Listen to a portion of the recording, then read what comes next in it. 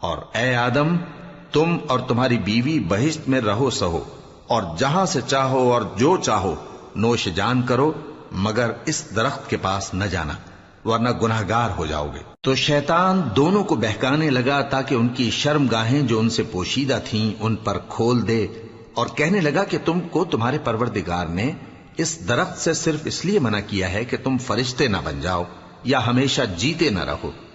اور ان سے قسم کھا کر کہا کہ میں تو تمہارا خیر خواہ ہوں۔ غرض مردود نے دھوکہ دے کر ان کو معصیت کی طرف کھینچ ہی لیا۔ سو جب انہوں نے اس درخت کے پھل کو کھا لیا تو ان کی شرم گاہیں کھل گئیں، اور وہ بہشت کے درختوں کے پتے توڑ توڑ کر اپنے اوپر چپکانے اور سطر چھپانے لگے۔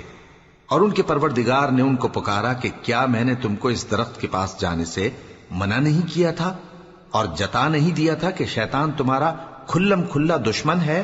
دونوں عرض کرنے لگے کہ پروردگار، ہم نے اپنی جانوں پر ظلم کیا، اور اگر تو ہمیں نہیں بخشے گا اور ہم پر رحم نہیں کرے گا تو ہم تباہ ہو جائیں گے۔